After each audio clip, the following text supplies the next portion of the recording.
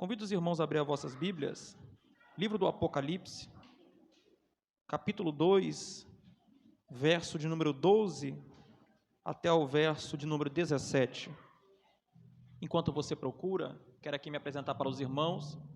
Meu nome é Diego Oliveira, congrego na Igreja Evangélica Missão Shekinah, localizada no bairro Marcílio de Noronha, em Viana.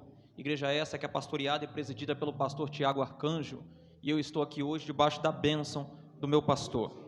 Quero aqui nesta oportunidade louvar a Deus pela vida do pastor Adriano. Deus seja louvado pela vida do pastor, amém, pastor? Uma honra estar retornando aqui, juntamente com os irmãos adorando o nosso Deus, amém? Deus seja louvado, a vida dos obreiros que estão aqui na retaguarda, Deus seja louvado pela vida de cada um de vocês.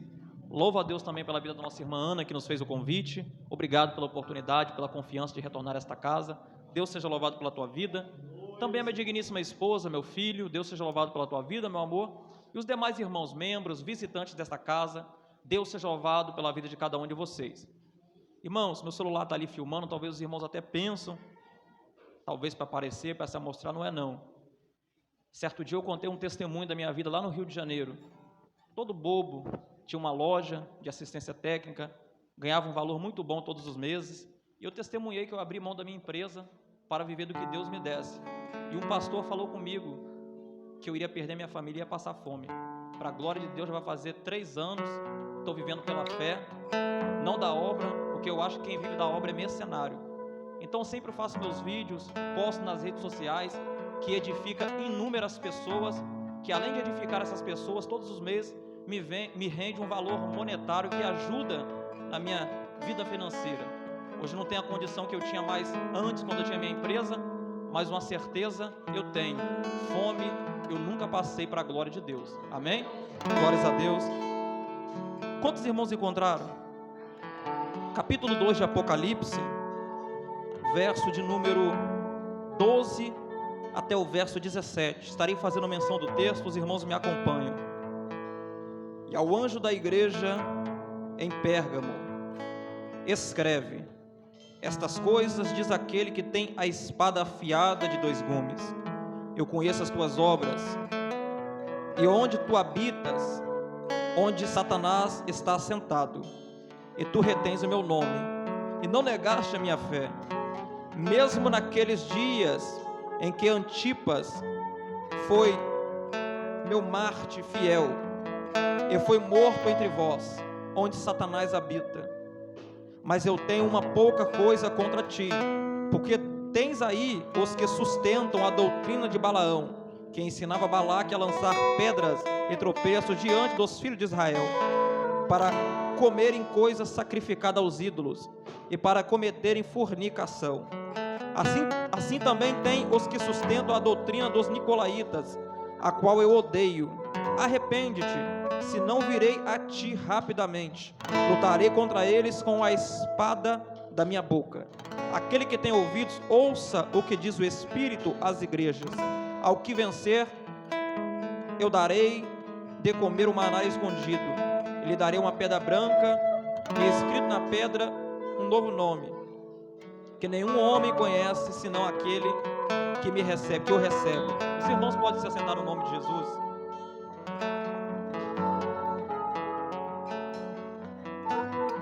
Queridos irmãos e irmãs, o livro denominado por Apocalipse, que significa revelações, também conhecido nas salas teológicas como o livro das revelações, é um livro que vemos o futuro que sucederá sobre toda a humanidade. Sabemos bem que o livro do Apocalipse é um livro que foi escrito pelo apóstolo João, através de divina revelação. João também é o mesmo que escreve um evangelho que leva o teu nome, e 3 epístolas universal que também leva o teu nome. João foi alguém que teve uma intimidade estreita com Jesus, porque em meio a tantos discípulos que Jesus teve, João foi o único que ficou com Jesus, ou melhor, ao lado de Jesus, até o último momento de tua vida. Quando Jesus foi levado como um criminoso, julgado, sentenciado e condenado. Todos aqueles que eram discípulos e que também se diziam amigos, desapareceram, uns por medo, outros porque talvez não tinham o que fazer. Só que João, ele foi diferente de todos os outros discípulos e também apóstolos. João, ele ficou com Jesus desde o sinédrio, a audiência e até a morte de Jesus, e morte essa de cruz. E é por isso que João viu e vivenciou e vislumbrou o que nenhum outro viu. Certa feita, no capítulo 21 do Evangelho que leva o teu nome, após Jesus ressuscitar, a Bíblia diz que Pedro, ele toma a palavra e diz para Jesus: Senhor, e esse aí, o que será dele? Se referindo ao apóstolo João. Jesus então vai lançar uma palavra: se eu quiser que este viva até que eu volte, esse viverá. E o texto diz que foi lançado um dito naquele tempo que João não morreria. Mas presta atenção, Jesus logo após ele corrige: eu não disse que João não morrerá, eu disse se eu quiser que João viva até que eu volte, ele viverá. Obviamente, quando vamos ver o texto sagrado, João viveu até a volta de Jesus, não em um sentido físico, mas sim em um sentido espiritual, porque a volta de Jesus não é o que nós esperamos. Nós que somos a igreja não esperamos a volta de Jesus. Eu vou repetir isso daqui. Muitas pessoas se pregam por aí que Jesus vai voltar. A volta de Jesus não é para a igreja, a volta de Jesus é para os judeus. A igreja espera o arrebatamento, os judeus esperam a volta de Jesus. E é por isso que João, ele não morreu em um sentido físico até ver a volta de Jesus, pois Jesus revelou para João no livro de Apocalipse como seria a sua volta, e João pôde contemplar a volta de Jesus. Só que entenda uma coisa: para ver o que João viu, tu tem que ter estrutura física e também espiritual. Por que estrutura física? Para suportar as lutas, as batalhas, as adversidades que virá contra ti. Por que estrutura espiritual? Para suportar os levantes, as calúnias, as afrontas, as palavras balançadas. E este foi João. João suportou tudo isso, mas não negou a tua fé. Segundo historiadores, João foi lançado num tacho de óleo fervendo, mas não negou a fé. E por este motivo, João foi levado cativo para uma ilha chamada Pátimos. Era uma espécie de colônia penal.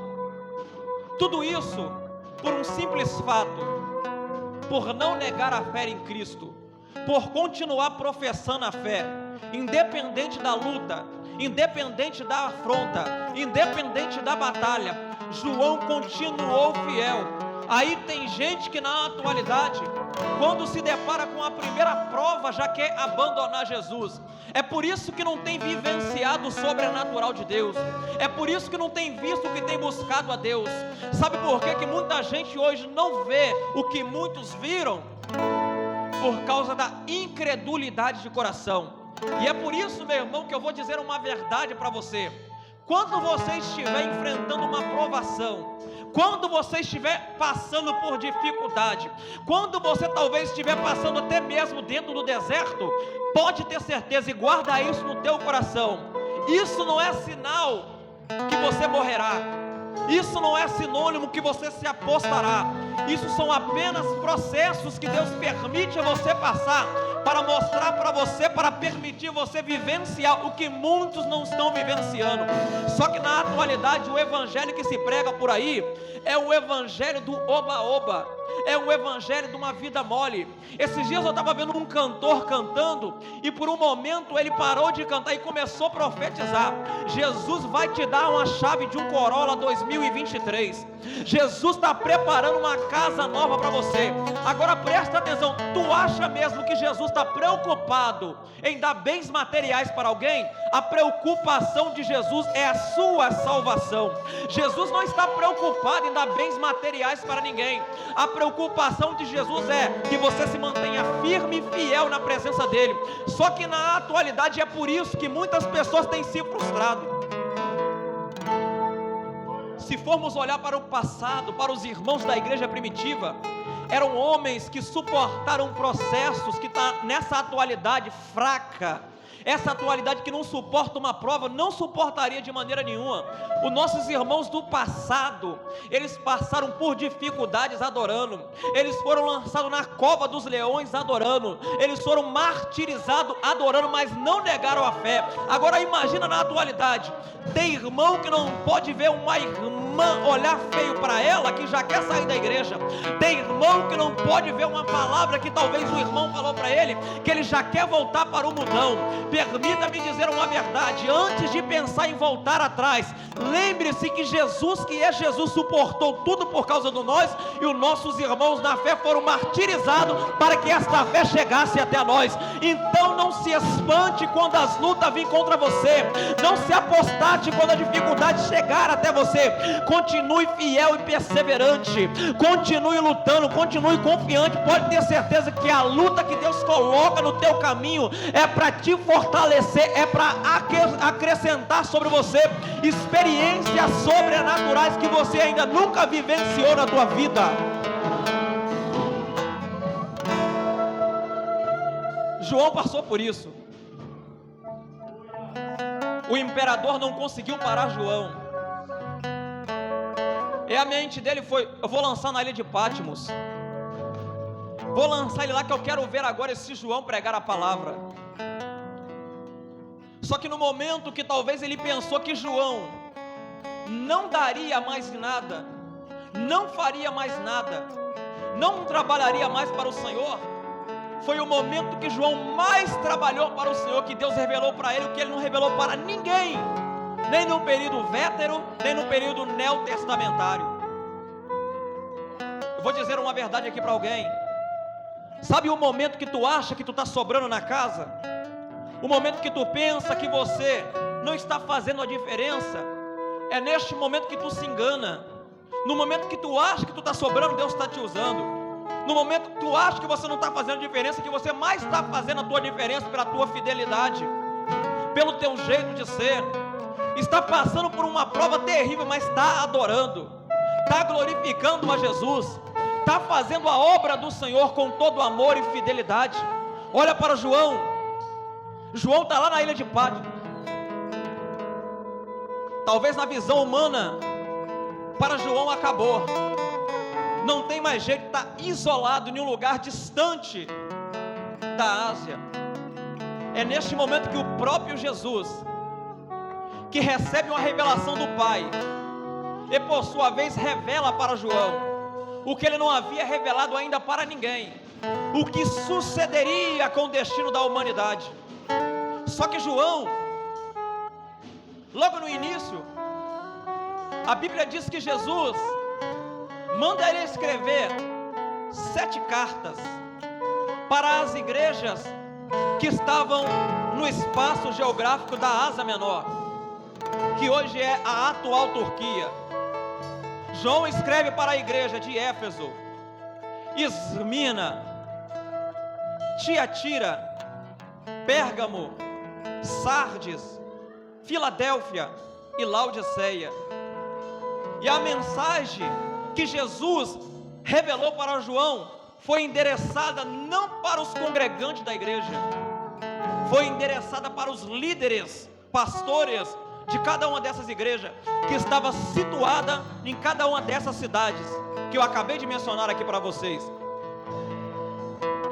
Só que a igreja que eu quero hoje aqui enfatizar e fazer referência aqui para nós, segundo o tema que foi passado, é a igreja de Pérgamo.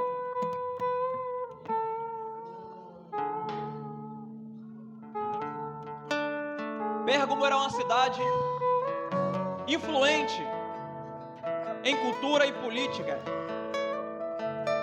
Uma cidade que tinha uma livraria com mais de 200 mil livros escritos com rolos de papiro. Tinha ali uma certa rivalidade entre a livraria de Pérgamo e a livraria de Alexandria, que ficava situada no Egito. E essa cidade era uma cidade conhecida também pelo pecado que habitava neste lugar, ou que estava neste lugar. Só que mesmo convivendo com tanto pecado, mesmo convivendo no meio de um povo corrupto, um povo profano, a Bíblia diz que a mensagem veio para o anjo da igreja, e a palavra foi: conheça as tuas obras. Quem estava falando para o anjo não era João, mas sim o Senhor, que adereçou a mensagem por intermédio de João para enviar para a igreja que estava em Pérgamo. Existia ali um povo perseverante, que perseverava na fé, e a Bíblia é enfática em dizer que ali tinha o trono de Satanás. Esse trono de Satanás diz respeito a uma cidade pecaminosa. Só que mesmo diante do pecado, o povo perseverava, o povo acreditava, o povo adorava ao Senhor. Só que chegou um certo momento que a comunidade cristã nessa cidade crescia, e crescia sem parar. E chegou um certo tempo que começou a se infiltrar no meio desta igreja a prática das doutrinas de Balaão. Quem era Balaão? A história de Balaão é mencionada em Números 22 em diante, capítulo 22 em diante. Era um profeta mercenário, era um profeta que já tinha perdido a sua perspicácia profética por causa do prêmio da recompensa. Era um certo tipo de profeta que ensinava os irmãos a lançar tropeço nos outros irmãos, povo de Deus. E isso foi crescendo dentro daquela comunidade cristã que estava situada na cidade de Pérgamo. E por este motivo Jesus vai exortar o anjo da igreja, que ele conhecia a obra dele. Só que o anjo da igreja estava tolerando a doutrina de Balaão dentro da igreja.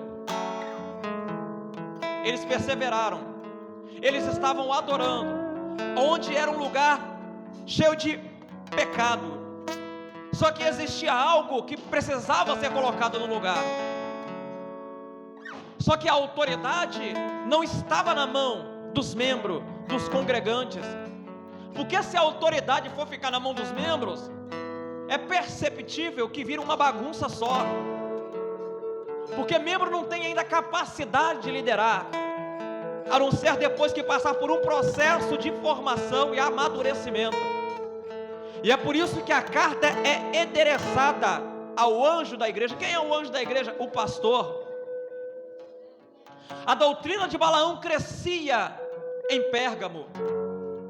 Só que a doutrina de Balaão só crescia porque a autoridade do anjo não estava sendo colocada em prática para repreender aquela doutrina.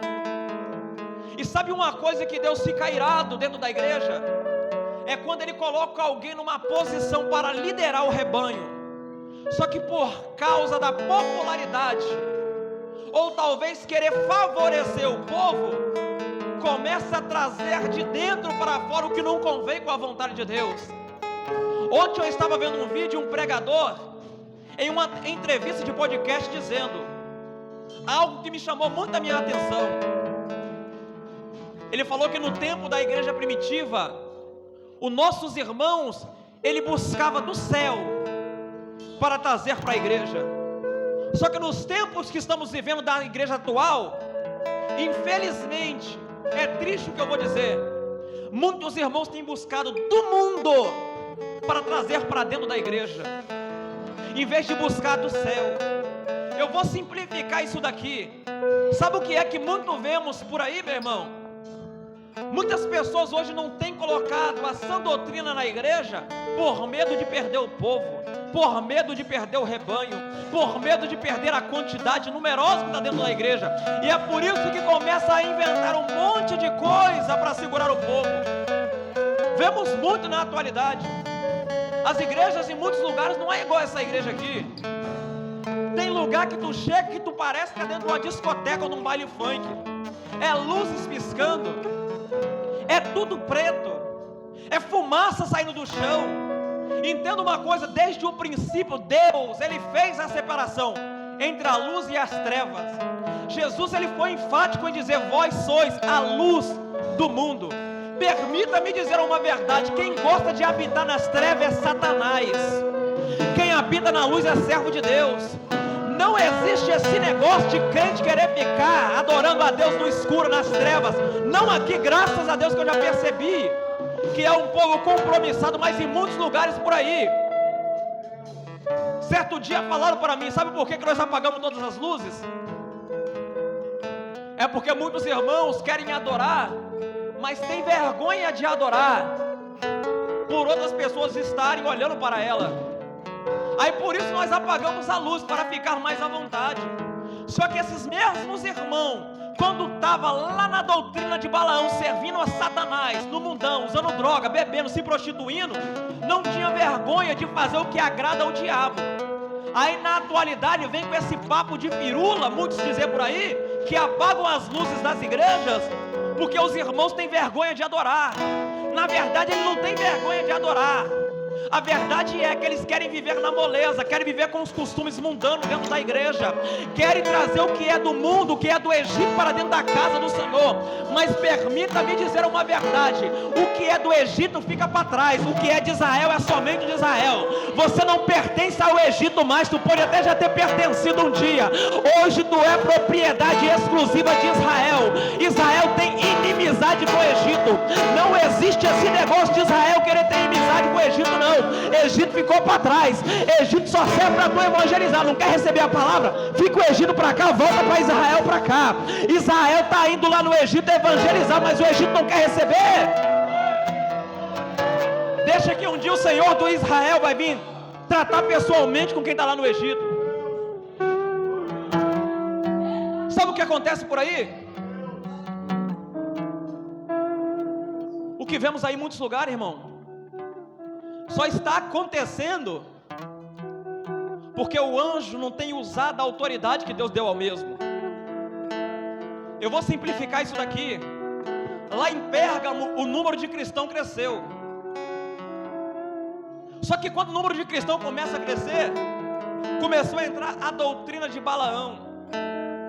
Ele ensinava a lançar tropeços ao povo de Israel. Sabe aquele momento que tu sabe o que é certo, mas tu ensina a fazer o que é errado? Tu está praticando e trazendo para dentro da casa as doutrinas de Balaão. E a doutrina de Balaão é abominável diante dos olhos do Senhor, porque a doutrina de Balaão culmina com a morte espiritual de quem está dentro de Israel. Mas a doutrina de Balaão só tem imperado porque o anjo de Pérgamo não tem usado a autoridade que Deus deu a ele. A doutrina de Balaão só está andando dentro da casa porque o anjo de Pérgamo tem perdido a coragem. O anjo de Pérgamo não tem usado mais a autoridade. O anjo de Pérgamo não tem usado o que Deus colocou sobre a vida dele, a espada afiada, que corrige, que exorta, que edifica. E é por isso que na atualidade Deus está levantando muito João, que está lá exilado, para trazer uma mensagem que muitos hoje não têm mais coragem de dizer ou de falar. Porque mensagem a nível do apóstolo João, que está lá exilado, não dá agenda, não dá popularidade. O que traz para uma pessoa como essa? Rivalidade, inimizade. Mas o que importa ter amizade com o mundo?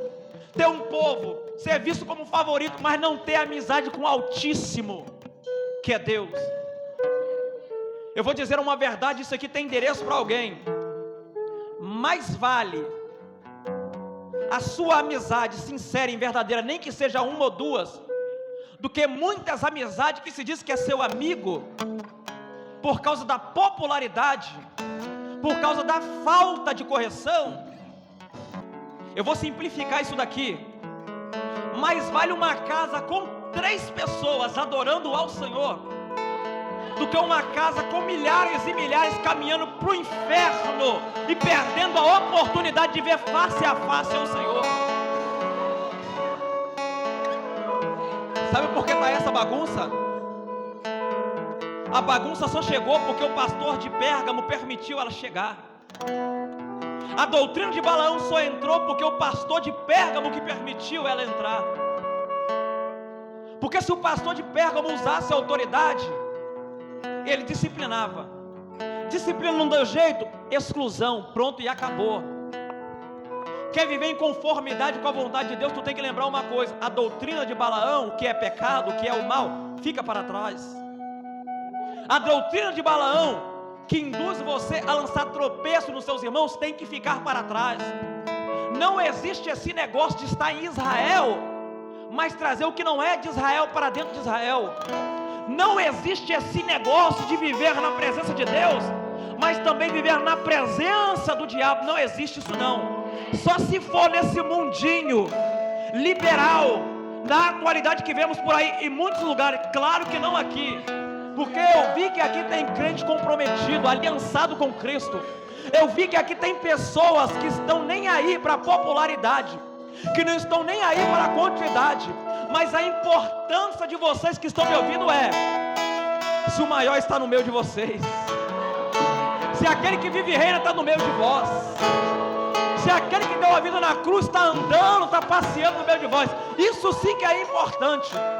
Pode não ter 30 pessoas aqui hoje nesse lugar, mas eu afirmo uma verdade para você por experiência própria, andando por aí pregando a palavra. Há lugares que eu chego por aí que tem quase 1000, mas não tem a presença que eu estou sentindo aqui dentro dessa casa. Só que preste atenção, a Bíblia diz também que o pastor de Pérgamo estava aceitando a doutrina dos nicolaítas. Quem eram esses nicolaítas? Eram cristãos que abriam mão da tua fé para viver um momento de prazer no pecado. Eram cristãos que deixavam de lado um pouquinho Jesus para viver um pouquinho, com um pezinho na presença do diabo.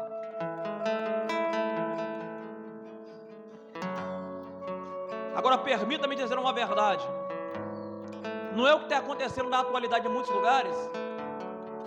Muitos irmãos em Cristo têm trocado um momento de prazer pela eternidade. Muitos irmãos em Cristo têm deixado o que é santo para se envolver com o profano. Só que sabe o que me deixa triste? Eu que sou um ser humano falho, que dirá Deus, santo e soberano, é que muitas pessoas, irmãos, têm profanado o templo, o tabernáculo, morada do Espírito Santo, por um momento de um dia, 2 dias, ou algumas horas. Muitas pessoas têm se cauterizado atualmente com a doutrina dos nicolaítas, que queriam viver um momento de prazer, por causa, talvez, de uma amizade profana, por causa de um período curto de alegria, passageira e momentânea, porque toda a alegria dessa terra é momentânea, é passageira. Até a alegria na presença de Deus aqui na terra é passageira, porque chega um momento que ela será eterna. Ela só tem um curso de passageira para eterna. Só que permita-me dizer uma verdade para você que me ouve nesta noite. Não deixe a doutrina dos nicolaítas entrar na tua vida por um momento de prazer, um período momentâneo, porque talvez neste momento de prazer, que tu só deixa se levar, dizendo talvez assim, não é tão ruim, até que não foi tão mal. É neste momento que Jesus pode voltar e você pode ficar para trás. Ou melhor dizendo, você vai ficar para trás se você continuar na prática. E o que eu quero dizer para você aqui nesta noite: decidiu servir a Jesus, anda em conformidade com a vontade dEle. Não existe esse negócio de viver na presença de Cristo e viver na presença do inimigo.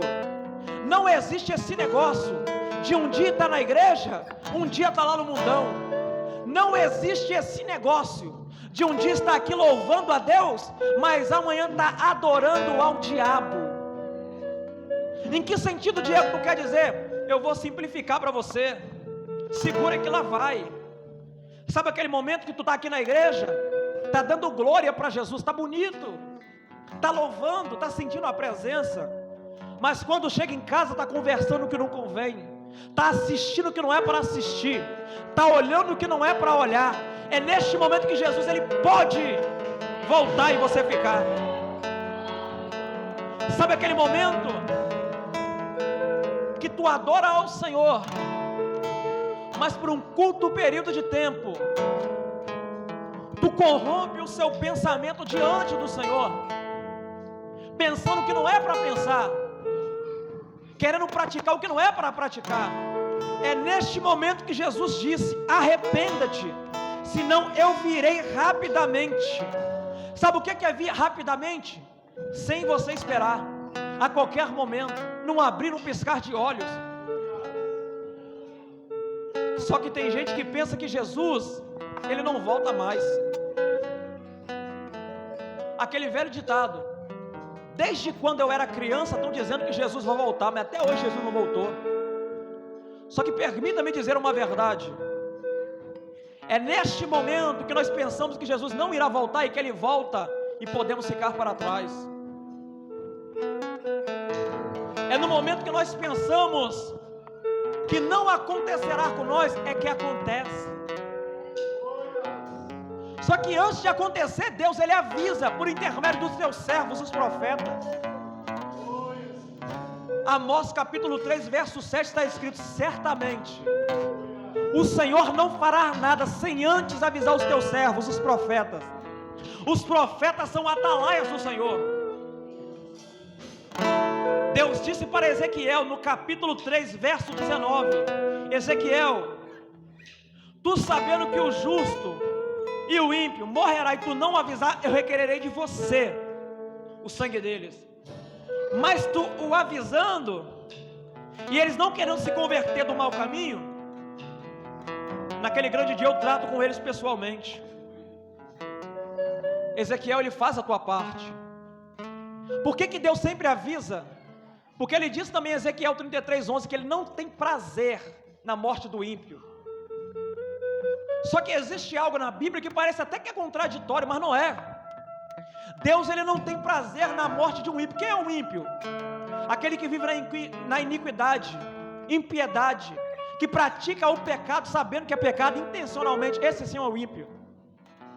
Só que em Salmos de número 116, verso 15, o próprio Deus ele diz que ele sente prazer. Preciosa é a vista do Senhor a morte de um justo. Por que ele não sente prazer na morte de um ímpio? Porque se um ímpio morrer, ele morre fisicamente e espiritualmente. Aquele que morreu física e espiritualmente não tem mais jeito para ele. Porque Deus, por intermédio do profeta, avisou: se arrependa que eu virei contra ti. Só que muitos não aceitam ou acatam, recebem de bom grado essa verdade. Só que um justo, quem é o justo? Aquele que vive em justiça, em santidade, diante da presença de Deus. Deus tem prazer na morte de um mesmo física. Por quê? Porque a morte de um justo não é o fim, mas sim uma promoção dele ao encontro com o seu Criador. É por isso que Deus te trouxe você aqui hoje, jovens, que está me ouvindo pregar esta palavra, para que essa decisão seja tomada do jeito que você está, consciente. Porque talvez tu olha para você e acha que não vai acontecer nada, mas pode acontecer a qualquer momento o que tu nunca imaginava que um dia poderia suceder na tua vida. E é por isso que Deus, ele exorta através do apóstolo João, enviando a carta para aquela igreja, Porque existia um povo ali que ia, mas não era a igreja, frequentava, mas não fazia parte da igreja, visitava, mas não queria compromisso com a igreja. Talvez você se encontre nesta qualidade que eu estou dizendo aqui agora, e Deus ele está chamando você, porque se você soubesse o que Ele tem na tua vida, tu já abriria a mão de tudo isso que o mundo te oferece, e já se colocava no centro da vontade de Deus, porque a vontade de Deus, ela é maior e ela prevalece. Não é a nossa vontade que tem que se prevalecer, porque a nossa vontade talvez pode nos levar para um caminho de perdição, mas a vontade de Deus, ela jamais irá te levar para um caminho de perdição, mas sim para um caminho de vida eterna. E você entrou aqui nesta noite, ouvindo esta palavra, vivendo do jeito que eu disse no meio desta mensagem. Tu vem para a igreja, mas não é a igreja, visita a igreja, mas não quer compromisso com a igreja, recebe uma palavra de Deus, mas não quer nada com o dono da palavra. Eu vou dizer uma verdade para você: se tu continuar do jeito que você está, infelizmente, com pesar, sucederá o pior para a tua vida. Só que Deus ele te trouxe aqui hoje para dizer para você que Ele quer te dar o direito e a oportunidade de comer do maná escondido, e te dar uma pedra branca com o teu nome, na qual ninguém sabe o que está escrito, a não ser aquele que recebe a mesma. Deus trouxe pessoas aqui nesta noite para que a decisão seja tomada antes que seja tarde. Elebandarai, amando recandarai. Porque tem pessoas que estão me ouvindo aqui nesta noite, que Deus já tomou profetisa, não foi profeta não, foi profetisa, mulher, para falar com você dizendo: volta minha filha, volta meu filho, porque eu tenho uma obra na tua vida a ser realizada. Só que essa obra só irá se realizar se você quiser que ela seja realizada na tua vida, porque eu não obrigo ninguém a me servir, nem forço ninguém a vir para a minha presença. Sabe o que está faltando hoje na humanidade? O mesmo que estava faltando nos tempos de Israel, que vivenciou milagre, experiências sobrenaturais: a ausência de arrependimento. É por causa dessa tua impenitência que você tem perdido oportunidade única de presenciar e vivenciar o que tu nunca ainda viu e presenciou na tua vida. Talvez tu olha para mim pregando aqui hoje e está pensando assim: essa mensagem não é para mim, eu não estou na igreja, mas eu não faço nada de errado lá fora no mundo. Só de você estar fora dos caminhos de Deus, o diabo ele está, tu quer uma base bíblica para isso? 1 de Pedro capítulo 5 verso 8, a Bíblia diz que o inimigo de vossas almas, o diabo, ele anda ao seu derredor como um leão, bramindo, procurando a quem ele possa tragar. Se ele está procurando quem ele possa tocar, exige a autorização de alguém superior a ele. Enquanto essa autorização não é permitida, ele não toca. Só que preste atenção nisso daqui: quem está lá fora no mundo pode ser o pior ser humano que existe no planeta. Ele pode dar um lucro incomensurável para o diabo, matando, roubando, traficando, destruindo. Só que na hora que Deus permitiu o diabo tocar nele, o diabo descarta ele como um lixo que é descartado por aí, igual a humanidade descarta. Porque o que o diabo ele quer é algo que nem a riqueza global da terra tem o poder de pagar: a alma. Talvez tu olha para você e está dizendo: ninguém gosta de mim, ninguém me ama. Permita-me fazer uma conjectura com um parênteses aqui nesta noite. Certo dia eu estava pesquisando, segundo o último levantamento, toda a riqueza global do planeta Terra estima-se que está avaliada em 530 trilhões de dólares. Se você fosse para gastar toda essa riqueza, todo esse dinheiro, durante 100 anos, tu teria que gastar 14,5 bilhões por dia. Nenhum ser humano do planeta consegue gastar uma quantia dessa por dia. Agora tu olha para toda essa riqueza, como que se fosse esse pano. O valor que tu tem, essa riqueza aqui, 530 trilhões de dólares. Tu demoraria 100 anos gastando 14,5 bilhões por dia. Ela não chega nem aos pés do valor que você tem diante de Deus. E é por isso que desde o início, o diabo travou uma guerra incessável, que só irá cessar após a volta de Jesus, destruindo o diabo. Tudo isso, sabe quem está no centro dessa guerra? Você, que diz que não vale nada, que não tem nenhum valor. Quem não vale nada é o diabo. Para ele já está tudo perdido. O que é dele já está guardado lá do céu, já foi decretado, lago de fogo e enxofre. Mas você que adentrou dentro desta casa nessa noite, eu vou dizer algo para você. O diabo não vai gostar de ouvir, mas eu vou ter que dizer, eu não estou nem aí para ele. Você tem uma oportunidade que ele nunca mais terá. Ou melhor, duas oportunidades que o diabo nunca mais terá. Primeira delas, que é adorar ao Senhor. E mediante a sua adoração, o Altíssimo recebe a mesma coisa que o diabo fazia e não pode fazer mais. Mesmo se ele fazer, Deus nunca mais receberá. Segundo, tu tem a oportunidade de morar em um lugar que tu nunca imaginou que tu poderia chegar. Lugar esse que o diabo conhece, ele saiu de lá e nunca mais ele poderá habitar lá. É o que está guardado e reservado para você, que tem um valor incomensurável diante de Deus. Aí eu quero te fazer uma pergunta. Vai abrir mão de todo esse tesouro do céu por causa de toda a riqueza que não chega nem aos teus pés? Jesus disse: o que adianta o homem ganhar o mundo inteiro, mas perder a tua alma? Nem o mundo inteiro consegue distinguir o valor de uma alma. Tem gente que está lá na cachaça, está lá no tráfico, está jogado debaixo de uma marquise.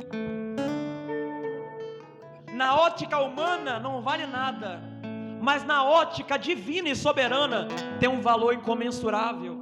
Na ótica humana não presta para nada, mas na ótica divina e soberana serve para ser profeta, missionário.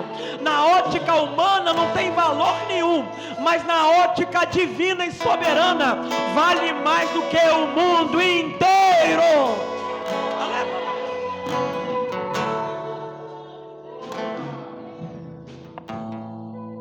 As horas já se passou. Para me finalizar, eu quero fazer um convite. Você que está afastado dos caminhos de Deus, ou que ainda não aceitou a Jesus, eu te chamo em nome do Pai. Vem aqui na frente que eu quero orar por você. Só você que ainda não serve a Jesus, eu quero orar pela tua vida, orar. Você que está afastado, que ainda não serve, vem cá, irmã. Vem cá, irmão, que eu vou orar para você. Eu não vou te pressionar aqui. A Bíblia diz que não é por força nem por violência, mas sim pela sensibilidade que tu sente, mediante ao toque do Espírito na sua vida.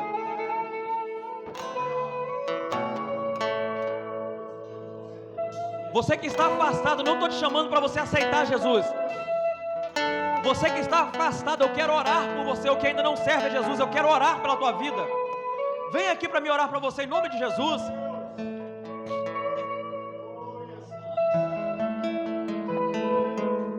Você entrou nesta casa hoje, você precisa receber uma oração. Talvez o que segura você ainda fora dos caminhos do Senhor é as correntes malignas do diabo. Isso são prisões espirituais. Um dia eu fui preso por essas correntes, fui escravizado no tráfico, lomaçal do pecado. Ele bandarai, amando recandarai. Mas certo dia, o Senhor dos exércitos e Senhor dos senhores despedaçou essa corrente que a humanidade tenta quebrar, lançando na prisão, numa casa de recuperação, mas não consegue, nem vai conseguir, porque só existe alguém que pode quebrar essa prisão espiritual que está sobre a tua vida. Esse alguém é Jesus. E eu vou pedir aqui agora, Senhor, levantarai. Peço a Ti agora, meu Pai, em nome de Jesus Cristo, manifesta o Teu poder, o Teu sobrenatural. Quebra toda prisão espiritual, meu Pai, sobre a vida dessas pessoas. Senhor, meu Deus e meu Pai, eu peço ao Senhor pelo poder e autoridade que é no nome do Teu Filho amado Jesus. Faça uma intervenção divina aqui hoje, meu Pai, pois aqui estão almas, vidas, com valores, meu Pai, incomensuráveis para o Senhor, que precisam de uma força do Senhor, meu Pai, para que essas correntes sejam despedaçadas hoje, agora, pelo poder e autoridade que é no nome do Teu Filho Jesus. Senhor, meu Deus, meu Pai, eu peço ao Senhor, suplico ao Senhor em nome de Jesus, quebranta esses corações hoje, joga por terra as prisões malignas agora. Eu peço ao Senhor, suplico ao Senhor, meu Deus, pelo poder que é no nome santo do Teu Filho Jesus. Senhor, Deus amado, Deus altíssimo, Deus misericordioso, eu peço a Ti, meu Pai, em nome de Jesus, ó Deus amado, Deus querido, assim como um dia Tu fez na minha vida, faça também nessas vidas que estão aqui. Eu peço ao Senhor pela Tua benevolência e misericórdia, Pai. Tem misericórdia dessas jovens, arranca elas do lamaçal do pecado, ajuda elas a ser libertadas das garras do diabo. Eu peço ao Senhor, suplico ao Senhor, meu Deus, em nome de Jesus. Senhor, meu Deus, meu Pai, entrego cada uma dessas vidas em Tuas mãos nessa noite, meu Deus. Peço ao Senhor, suplico a Ti, Deus, em nome de Jesus Cristo, meu Pai. Em nome do Senhor Jesus, meu Deus. Em nome de Jesus, meu Pai. Ele bandarai, amandore candarai,